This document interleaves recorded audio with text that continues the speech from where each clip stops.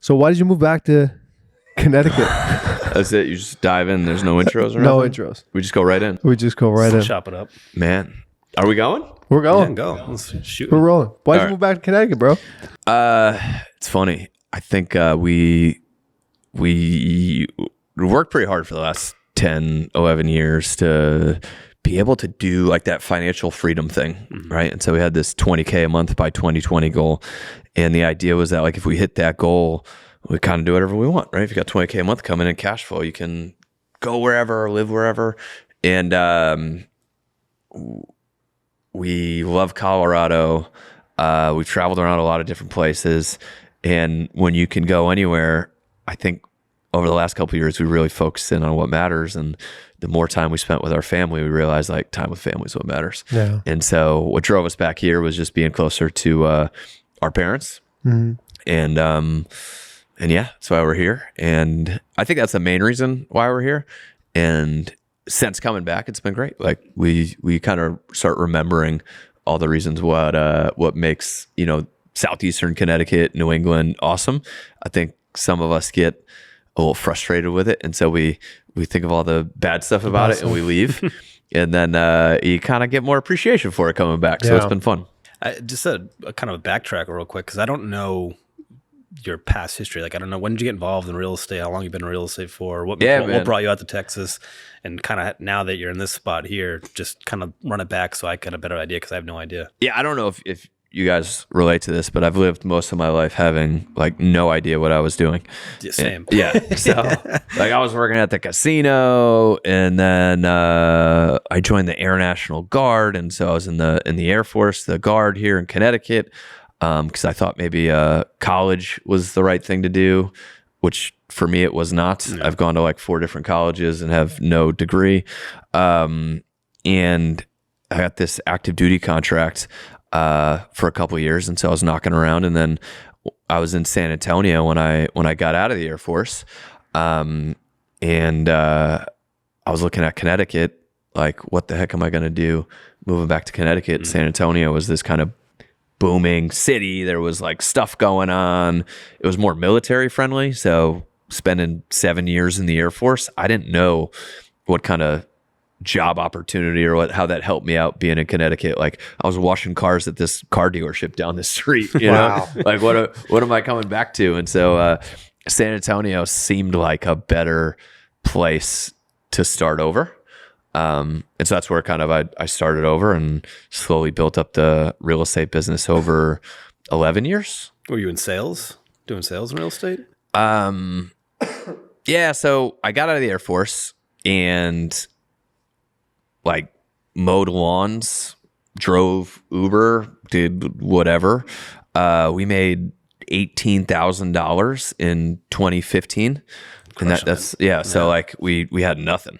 And I got my real estate license, and I didn't know anybody there. So I don't know, you go to like the real estate class and they're like, hey, call everybody you know and tell them you have a real estate license. I don't know anybody here though. Like I literally know nobody. Yeah.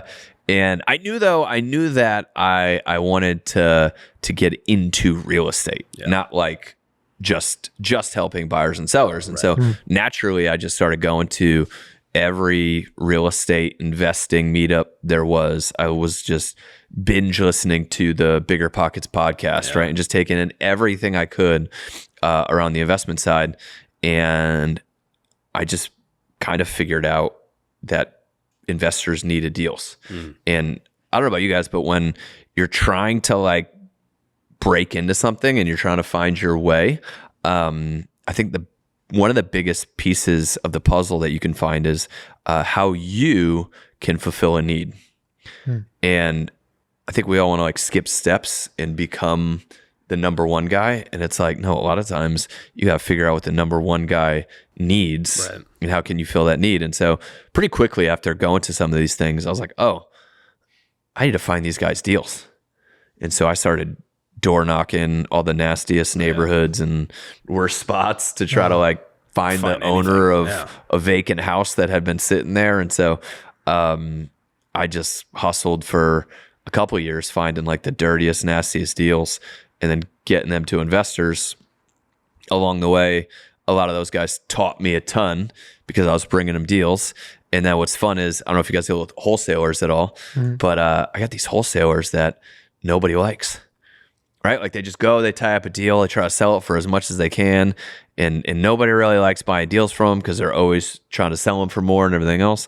Dude, I would just go find a deal and bring it to the guy that I knew I wanted to work with the most, the one that I knew the most and the one I wanted to learn from. And I don't care what he paid for it. No, I just wanted the opportunity to learn from, build the relationship. And so I did that for a while and built some great relationships, started flipping some of the houses with them as partners and JVs. Also, like I learned how they structured their business, and not to like get into the weeds, but one of my partners down there did a bunch of owner finance notes. And so they would go find a house. This is San Antonio in 2014, 15, 16. Okay. So these numbers are going to sound ridiculous, but like buy a house for 50,000, right? Put in 20, 30,000 to get it to where it needs to be. And then instead of just like selling it, they would owner finance it for, I don't know, all in for 70. They'd probably owner finance it for like 120. And so now they have $70,000 of cash out, and they've got say $100,000 note. Say they take 20%, $20K down, $100,000 note. So they got $70,000 at $100,000 note at say 9-10% interest. And then they go build a bunch of these things, and they've got a bunch of say 8% money at 70% with lending it out at 10%. But they would package it up, and they go get bank financing on the whole package and refinance all the underlying notes out. So now they've got a bunch of 5% money lent out at 10%, and it's just a crazy bit. You know what I mean? Like and I know so many people that work with those guys that have no idea that that's how their business runs. Wow. So they're big now there? Like they're... Oh, yeah. It's still doing that, Yeah. But I think the piece is like when I worked at the nightclub, I was at the front door Shrine, right? The security guy checking IDs. And dude, I would just, and the guys that own the place a lot of times were standing right next to me. And I would just ask them questions all the time. So like, I was asking about how they structure their investment deals. I'm trying to figure out what the logic is behind paying Kim Kardashian like $40,000 to come to the opening of the place. It was probably more than that. I forget what it was. And I just learned so much from those guys. While there were 20 other security guys there working every night that worked. Just worked. They didn't learn anything. You got to look around and pay attention to people. You know what's funny? When I first got in the business in 2018, I remember speaking to Byron Lazine, right? I found him on Instagram. I said, hey, I said, I just got started. I don't know what to do. I said, give me some time. He goes, call me right now. So I called him, 20-minute phone call. He goes, get into coaching. That's very important. Get into coaching. I said, I don't have the money. He goes, I don't care. Figure it out. He goes, you got to do it. So I did it. I literally like a month in, I signed up for Tom Ferry coaching. I went elite, did the whole thing. And I remember like 2 months in, seeing you doing the videos, the podcast. This is 2018, right? I didn't know who Tim Macys was until like a year and a half ago. This is the weirdest thing, right? I remember like him, you and what's the guy from? I think he's upstate New York, long beard. He's with Real. I forget his name. Ray Allen? Yes, yeah, Ray. He's in Arkansas. Right? Yeah. They were shooting the shit on podcasts. What the fuck are these guys doing? I just, at that time, I was brand new. I didn't get, and they're just doing it, right? At that time, so this is what, like 7 years ago now? And I just remember how consistent you were at that time. Every week, you had like a show that you would do, and you kept posting it, and it was just about business, about real estate. And I don't know if that led to this now, but it was, I just remember like being like, oh, he's the guy. He's the guy, subconsciously registering, oh, he's the guy who does the videos. And then on my first conference, I saw him. I didn't say hi to you because I was, we didn't, Anyway, but I didn't know that he was a boxer. I didn't want to get beat up. But I remember seeing him like, oh, he's the guy from the podcast, and he just kept doing that for as long as I was in coaching, which was, I thought it was. That's funny, man. Yeah. I mean, I guess consistency shows up because Byron, I've watched his videos. I can't tell you for how long. Yeah. I don't know. Maybe I didn't correlate that if you guys did anything together, but Byron was a huge guy that I follow and still follow with his brokerage and media and stuff that he's doing now. And it just goes to show you, like, consistency pays off, obviously. So, but I also think, though, again, I've always been curious about, why the best people at their game are the best and how they think about stuff. Right. Like, I've just always been curious about that. Like, I'm far more interested in the why than the how. And so you say that, I had that podcast where I was interviewing people, I was making these videos. 2018, I was doing all right in 2018. 2018, I think I kind of had some traction, but I made a podcast and a show because I wanted to ask people questions. Yeah. And so I had a bunch of people listening to it like, oh, this is great. I'm like, I don't know if you know this is not for you. This is for me. This is my excuse to get these people on that I want to get answers from. And if I have a podcast, it's easier to get them on. And so, I mean, I interviewed Glenn Sanford, I remember that. Who's founder of EXP. Yeah. I'm in my living room, right? In my little $100,000 house, with a towel over the microphone to try to kill the echo. Like, I had no idea what I was doing. I did not have this cool setup that you guys have. But I've just always tried to authentically connect with high performing people and then just figure out why, why they're high performing. What is it? It is. Why do you think, what this podcast is going to go in 1,000 directions, but who cares?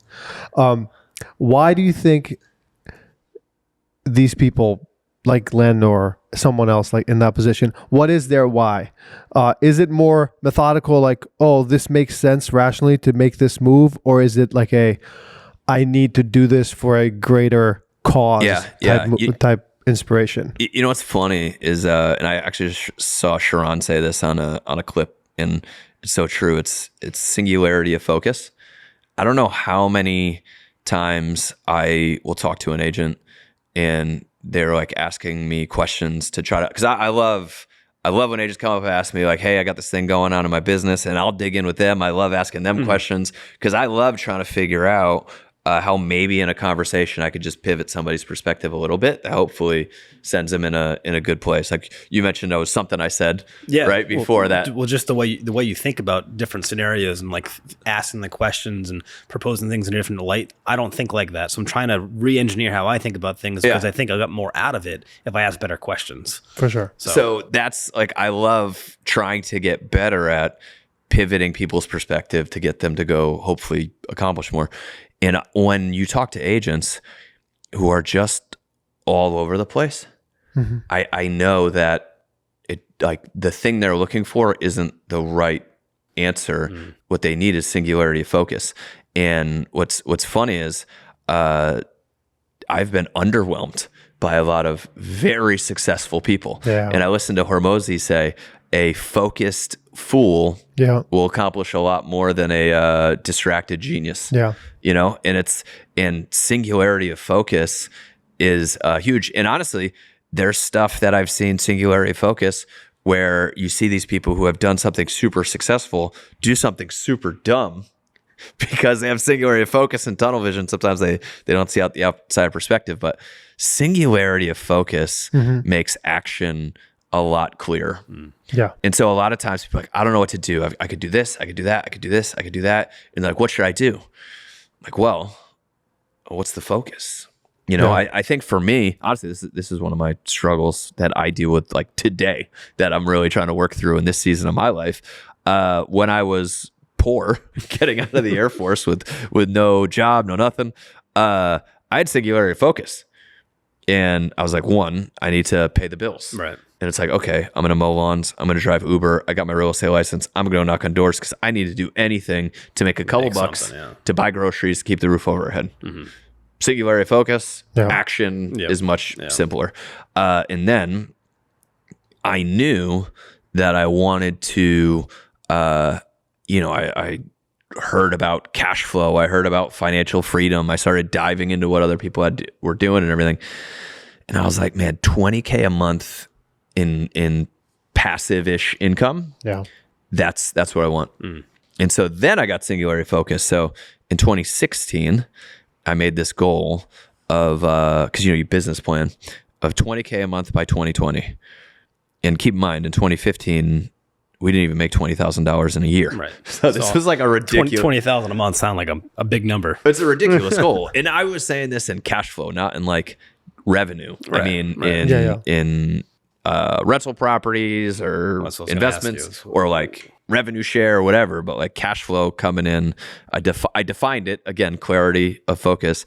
I defined it as less than 8 hours a week of work. Mm-hmm.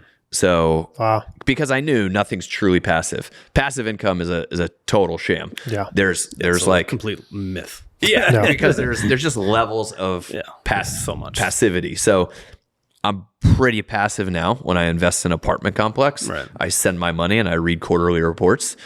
But even that's not passive. Right. Like I have to check up on it. Mm-hmm.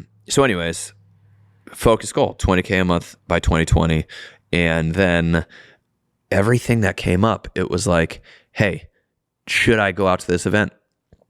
Well, what's my singularity focus? $20K a month by 2020. Is meeting more agents and all that other training and all that stuff going to help me? Okay, cool. I should go do that. But when you don't have singularity focus, everything seems kind of interesting, but when you have that focus on a clear objective, what you should do becomes a lot more clear. And then I think taking action on it becomes a lot easier. Well, I was going to ask, speaking of action, if you have 20K a month as your goal, what actions were you doing? What were you looking for to do to try and get to the 20,000 a month? Well, it's funny because when I wrote that goal down, I always say, I forget where I heard it, but it's like write the vision in ink, but everything else is in pencil.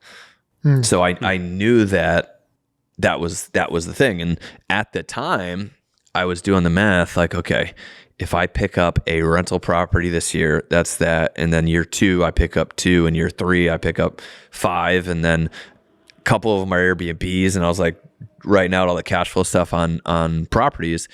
And then I joined EXP, and all of a sudden I bring on a couple agents, and it's like $500 a month. And I'm like, oh, wait a second. Traction. Let's pull out the eraser, right? Because the weight of the goal has changed. And so being able to like pivot on how you get there, I think is important, but having that vision. So, we love investing in cash flowing real estate, but I didn't realize how much a big piece the agent part was going to be in getting there. Right. It wasn't, at that time, it was such a new thing. It was like, how could you know?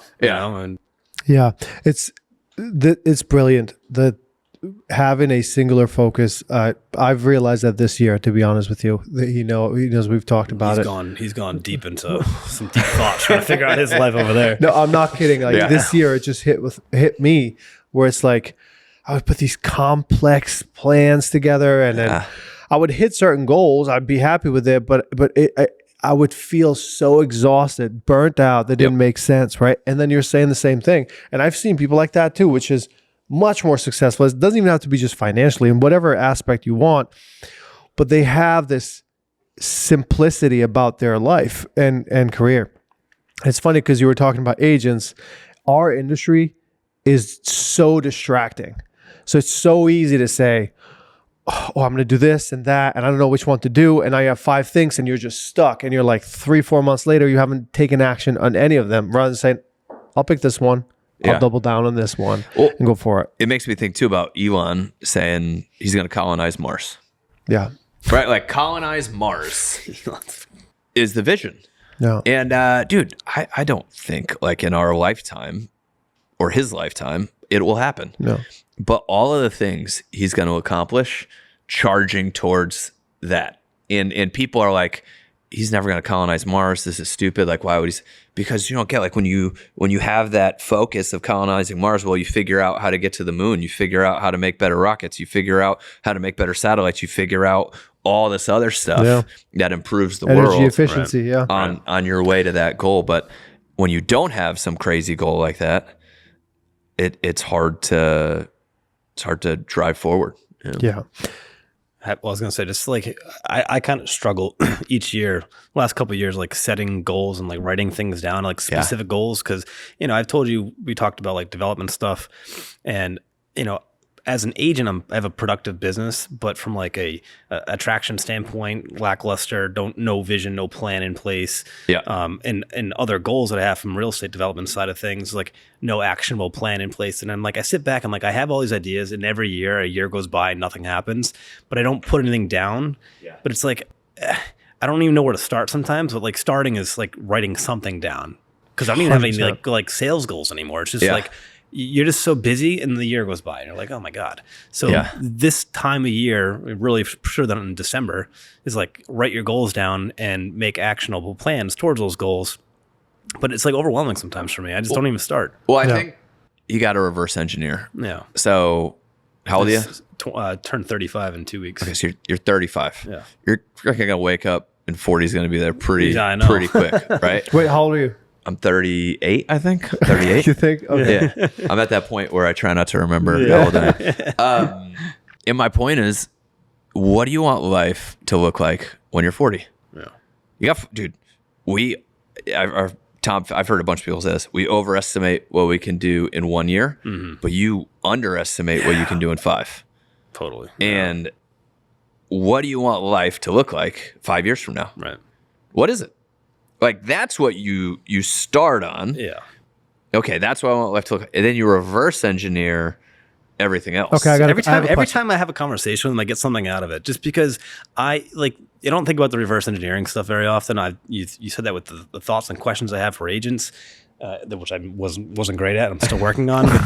But if I actually backtrack what I want to do and think about where I want to be in 5 years, because I don't do that, and I really haven't done that. Yeah. I think you can actually make some plans, because there are, you had your 20K in every month you wanted to do that. I have ideas about where I want to go with that type of stuff, but I don't write them down. So I don't actually make any plans. This is the question, right?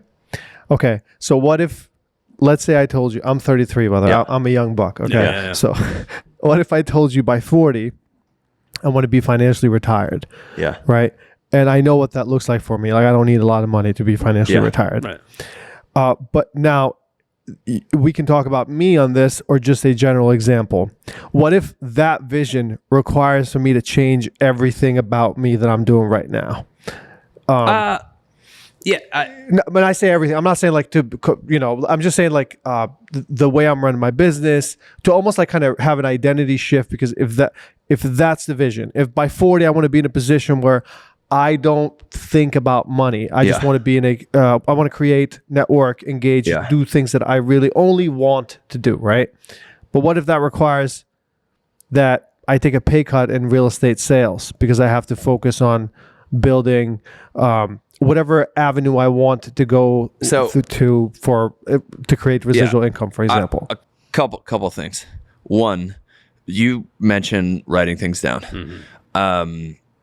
I think you have to have some sort of visual reminder. I know I need to. Mm-hmm. And so I had 20K a month by 2020 on this little poster thing. And I had my daughter, out in the woods somewhere, like, because we had gone to Colorado and I knew we wanted to travel more. And that thing was up in my office, and it was up in our bathroom, and like it was visual all the time, because this is a 5-year goal. And so if you get together, you make some 5-year vision right now of what you want, you will definitely forget it. Yeah. 100%. And so absolutely. And so that's I've forgotten my goals every year the last 3-4 years. So that's where you gotta have that thing and have some clarity around it, and like put it out there. And I don't know if you know, but if you have a spouse, you need to make sure they're aligned on that goal, because 100%. You can't. This is the other thing we do. A lot of us have our goals, we have our businesses, we have our stuff, and we drag the people we love along with us on the way to our goals, instead of coming back, getting aligned and saying, is this the future that we want, and going towards that together. So you have to write down and then make it visual and keep it in front of you all the time. I would say I was a lot better at that, 10, 12 years ago, and I first got into the business, because I was kind of like you. I was fresh out of college. I actually got a degree, but it still was useless in 2012. Yeah. No one wanted to hire me at college. So I had to start from ground zero in real estate. And I remember I was in KW at the time, and I took a class, and it was about, writing your goals down. Yep. And I actually wrote goals down that were, to me, sounded outlandish at the time, like totally outlandish. I actually still have the books. They're actually in my car when I was moving my office. And I opened those books up and I look back now and it's like, hey, you had some materialistic things that you wanted to buy, but also transaction goals and income goals and volume goals. All those goals, at the time, I'm talking about, sell 20 million in 1 year. It sounds insane to me. Yeah. And now I do that every year. But I wrote that down, and you're always working towards something because I knew in my head that's where I wanted to go, but I haven't written any new goals down for where I want to go, recently. Yeah. And I was like, you know what? There's a power of writing something down and putting it out there and looking at it. It wasn't quite as visual as yours might have been, but it still existed in my head. Yeah. I had written it down. And I think that's something I need to take. Did your spouse know? Well, I don't have, since we've been together, I haven't written down any new goals. Okay. In terms of money business in, goals, goes out. business goals, Yeah. relationship goals. Like I think all those things matter, right? Yeah. So, but I haven't written anything new down to try and figure out where do I want to go. And just for example on that, we update our net worth every month, and it's the 15th every month. So we're updating our net worth now. Yep. And my wife is in that spreadsheet with me because I have a net worth goal. And if she's not... What is it? What's the net worth goal? You said it. I got to ask you. No. I mean, so our goal now is $5 million in a cash flowing portfolio. Getting, these different projects I invest in should get anywhere from 12 to 30% returns. And so the idea is if I can get that up to 5, that should double at least every 5 years.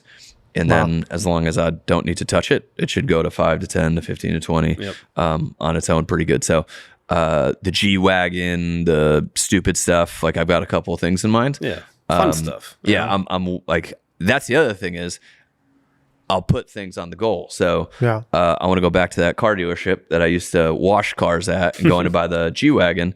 And I'll do that when we hit that 5 million goal. And so not only do we have the goal, but you can put a little something you got to enjoy things. You got to have goals and things that you enjoy for yourself too. But I know plenty of couples, and I'm not saying right or wrong or what we do is the right, but there's plenty of couples that one side has no idea what the net worth is or what the assets are or what anything is. They're just over here. And I get it to a certain degree, but at the end of the day, if it's something you're driving towards, I think you got to have alignment on it. I think that's very important. At least I do think one of the partners, it could be where they're not as interested in it, right? I mean, I think you're super lucky if your partner is as interested in the goal. Sure. That's extremely unique in my opinion. Yeah. So I'll tell you, my wife, right?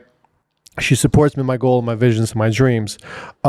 She's aligned with it, but I know for a fact that I can't expect her to take any sort of action the way at my level at all, even at showing up to meetings with our financial advisor or anything like that. But it's not even action. What it is that when things come up, one, I don't know if you guys have ever had this. This may sound, completely crazy, but have they ever wanted to buy something that you disagreed with? Like an hour ago. Of course, all the time, right? Always. And not that we don't have those. Of course, we have those all the time too. But when the net worth goes down, like it did this month, because real stock has taken a hit and we paid a crap ton of taxes and some other stuff. So net worth goes down. Now, when we want to go spend some money on some stupid stuff, she also saw net worth go down.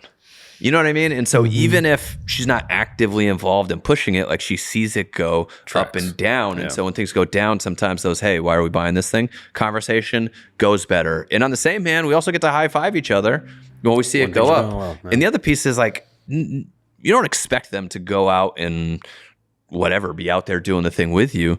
But on the same hand, you're going to have to go travel. You're going to have to be showing houses on a Sunday night. You're going to have to be doing this stuff. Yeah. And a lot of times there's this resentment that builds. And not saying it's going to go away, but there's just less of it if they're also aligned on what those goals are. For sure. You know? Yeah. I think that's super important. I wanted to make a point where you said earlier, I lost my train of thought. You said something weird. You were like, what if I have to be somebody different to get to where bro, that goal dude, is? Let's talk about that. So, all right, look. Hold on. I remember because it's from there. All right. So I think I'm going to talk about just my experience. Yeah. When I moved here with you both. Yeah, I love your story, man. I want to flip the tables one day and interview you about your stuff. Yeah. But zero, nothing, right? Yeah. I mean, I'm literally nothing. Zero connections, nothing. Yeah. Right. And my goal at that time was survive, right? And then I woke up one day, and this is recently, it was like, no, I'm survived. I'm okay now. You survived. I survived, right? Yeah. I can relax for just a second, right? Yeah. So then I realized, okay, 5 years ago, the money that I make right now was a dream. 10 years ago, it was not even a dream. It was like a abstract idea, nothing. Yeah. So I came to this realization myself when we talked to him, but more than like, to me, there's a certain amount of money that after that, I can't just work for the money. Yeah. You know, like I can't put a board to make $800,000 and it just doesn't work for me. I don't need it. Yeah. Right. So it's got to be a grander, a bigger purposeful vision. Yeah. So how do you, because you said that earlier, right? Like how do we, dude, how do we do that? Like after a certain point, you're like, all right, I don't need more money. Like it can't just be doing this for money. One, I mean, that's a great point. I do talk about it in investing a lot, and not to. I want to get back to your point because I think that's a good convo. But one of the things on investing is like everybody wants to invest and everyone wants to invest. I'm like, you actually just need to save money, right? Because we all have this natural thing where we keep making more and then we just keep spending more. And for me, the wealth gap, the true wealth gap, is in between how much money you make and how much you spend, right? Because that's where you actually get to build wealth. And you made me think about the fact because, like, I mean, I somehow got by making $18,000. We had a bunch of credit card debt and some other stuff, and then we lived on $50,000. We lived on $60,000, right? Like, we are capable of living on less. We just don't, you know? And so, but back to your point on the money stuff, one of the most depressing things I think has ever happened to me was accomplishing my financial goals. Yeah. Right. Like I remember I was down for a couple months and like just now what? Depressed. Well, I think what happens is, you, when you're broke, right? And I'm like, dude, if I make this $20K a month, I'm not going to have any problems. This is going to fix everything. If I just make more money, right? Like that's it. I'll have won the game. Right. You know what I mean? Yeah. And what's funny is, man, like I hit that moment where, you know, we're just doing, like you said, 10 times more than I could ever imagined and everything else. And I lost my dad in 2016. He's still not here. I got family problems, right? My grandma, I was just helping her out yesterday with some medical stuff. And I'm like, dude, this money doesn't solve any of the real problems. Mm-hmm. You know what I mean? And and I think we hope it does. And when you find out it doesn't, it's depressing. Yeah. And so I think to your point, one of the things I love about coming back here is like going to the boxing gym and like helping out. And so I think if you're doing it all for yourself, if you're wired like we are, you get to a point where, again, I think, I don't know if you guys ever have gotten depressed or down and you kind of can't figure out like, why the heck do I feel this way? And a lot of times I feel like it's because we haven't done enough for other people. Yeah. Like I go coach the kids every night, not every night, a couple nights a week. And they're all happy I'm there. I'm like, I'm not there for you. I'm here for me. Right. Like I need to come help you guys out because if I just am not doing anything for other people all day, then I feel like crap. So I understand that it's that. But the other piece is that all this stuff is great. But I interviewed Chris Benjamin, who, you know, he climbed Mount Everest. He's a real estate agent out in California. He's awesome great dude. Guy. Love him. Same thing. He said one of the most depressed moments in his life was when he climbed Mount Everest, when he came down, because he'd spent so much of his life like training and doing all this stuff to climb Mount Everest. And then he's like, now what? Like what, and he was just kind of down. And the thing that we kind of hit on was he loved the person he was when he was training to climb Mount Everest.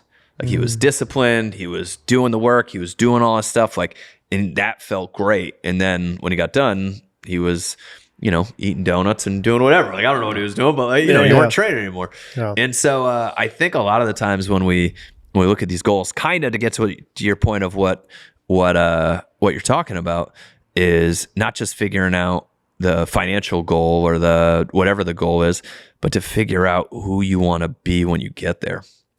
And I don't think we talk about that enough. Right. It's like, okay, you want to accomplish this goal, but one of the biggest goals around that is, who do you want to be when you get there? Because one of the things I wake up grateful for that still boggles my mind is we've, again, reached a level of success that I'm super grateful for. But I look back and like, I didn't really do anything. Like, if you would have told me we were going to be doing what I was doing, I would have thought I would have had to have screwed somebody over. Right? I would have had to have. All you've been doing is helping people. I'd have to do like some deal with the devil on the way somewhere. But like, I think one of the things that makes all this a lot easier is like I'm proud of the way we've done it, not just what we've done. And so I think you focus on the goal, you focus on all that stuff. But the other question you got to answer is, who do I want to be when I get there? Because then I think when you get there, you're going to be in a better place. Yeah. It's deep. You got to be interested in the journey, the journey. Or you could just say, I was saying all that to try not to say the cliche thing of like, it's all about the journey. But it's true though. It is true. When you think about like, once you're done your goals, it's like, all right, well, if you got to be interested in the journey to get to the goal, because if you just have the goals in mind, all right, then you're just going to set new goals. But the new goals, you gotta have to enjoy the process more so than anything else. So okay. I think this is a wrap. Man, anything else? That's got to be the worst podcast ending I've ever heard. I think this is going to be. We didn't do an outro. You don't do outros? No, we just in and out. No? Tell us about. Should we do it? Yeah, you should. Well, you got to put a bow on it, before you put this present under the tree. Together, so how would you put a bow on it? We talked about this. You're the host. You got to like summarize, and then you got to leave me with a last question. This is where you go. It's my final question. I know they're final questions. I actually thought about the question. Okay. Yeah. All right. Well, this is a wrap. We had Tim Macys. We talked about. I came here thinking about that we're going to talk about other things, and I got it. I'm getting there. Wait. This is funny. But we talked about some real shit that I think is more important than selling a couple houses and recruiting a couple agents and some brokers and stuff like that. And I really loved it to see a different side of you.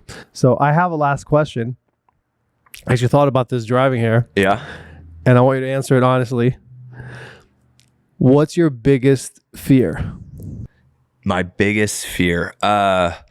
So when I was a kid, oh God, I think so many of the pieces always go back to when I was a kid, right? Well, like pretty much all of it. Pretty much everything goes back to when I was a kid. And the better you get at figuring out when I was a kid, I think the better you can get context of why you are the way you are, and then you get better context of how you should move forward.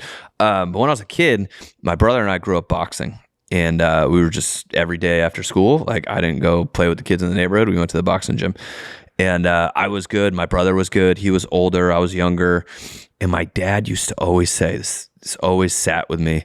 He's like, Brian, my brother, he's like, Brian is a boxer, right? Like he just works at it. He loves it and everything else. But Tim's a kid who boxes. He's like super talented, but he doesn't really like love it and live it as much as his brother does. And so I was the unfulfilled potential that didn't do it as well as he could have, and like that's always sat with me. And so I think so much of my when you say fear, I think so much of my fear is I have an anxiety around being unfulfilled potential. That's a really good answer. Yeah. Now that's a wrap. Yeah. Okay, that's a wrap. Appreciate it, dude.